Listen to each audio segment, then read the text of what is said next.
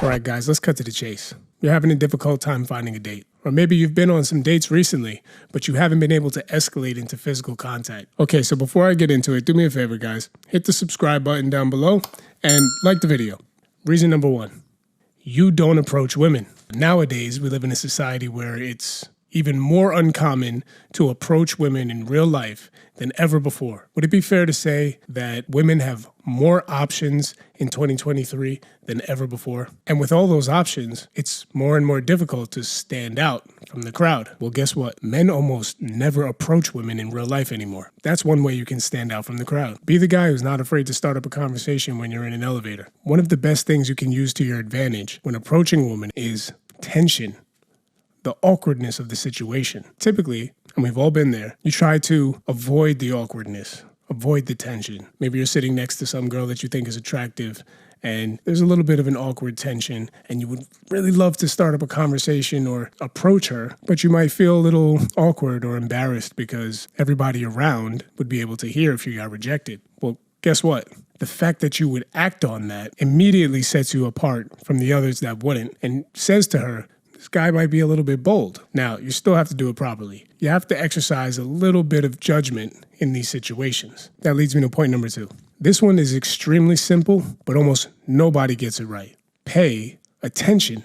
That does not only apply to in-person interactions. Let's say you're on Instagram or Facebook or a dating app and you come across a girl that you like. If you're going to digitally approach this girl, what you need to do is pay attention to the signals that she's sending. And I know that might sound a little vague, so let me be more specific. Women typically don't do things by accident. They may be very subtle, but they're sending a message, presenting themselves in a certain way because that's how they want you to perceive them. Sometimes they'll even present a persona that's not 100% true to their actual personality type as somewhat of a shield or a guard.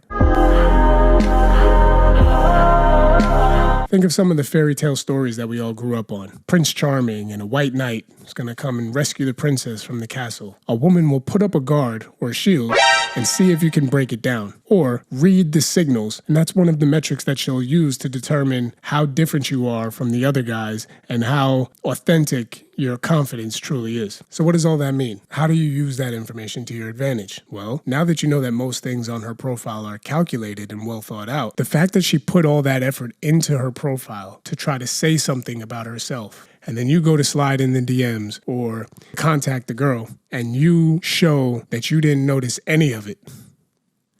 Bruh. You're putting a lot of pressure on yourself to say some amazing, engaging, interesting opener to get her attention. And that's why guys typically resort to things like pickup lines, and most women don't like pickup lines. Even if it's the best one, you might get a laugh or something like that, but it's not really stimulating conversation and there's not really any place to go from there. The truth is, it's best to keep it simple. Now, when you get a lot better at it, you can just inject your personality into it. So if you're naturally a little more jovial and you want to crack a joke or you see something funny, or if you're a little edgy or you start to understand women a little bit better and you think you see something, it's okay if you're wrong. But the fact that you're paying attention and you're making a comment shows that you are trying to understand something about her. And that's actually extremely unique because most guys don't do that. So like I said, that works for in person and on a dating app or social media in general. The point is you want to separate yourself from the crowd, and most guys don't pay attention to the signals that women are sending. Nobody's expecting you to know everything. You're never going to know everything. And that brings me to point number three. You can't be afraid to fail.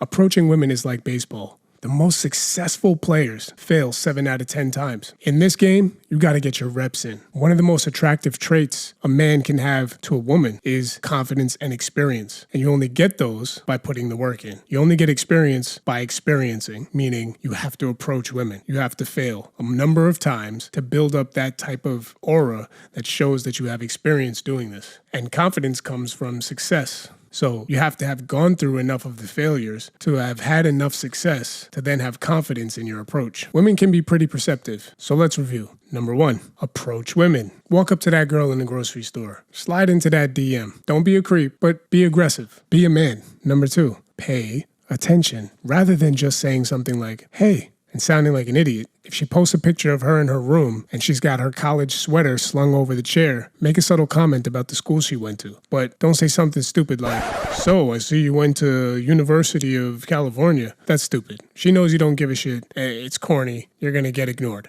But if you happen to know something about the school she went to and you see that she has her college sweater slung over the chair in her room, you might say something like, "ASU, huh? So you're a party girl." Maybe with a little devil emoji or a wink or a smirk or something like that, something playful. This is a much more engaging opener, one, because it shows that you noticed a non-obvious thing about the picture that wasn't in there by accident. It's there because she wants you to know what school she went to without just saying, "I went to ASU." That's why it's there. And if by any chance it wasn't there on purpose, she's going to appreciate the fact that you noticed that. "Oh my God, I didn't even notice that. How did you see that?" Because you're the kind of guy that pays attention and most guys don't. Point for you.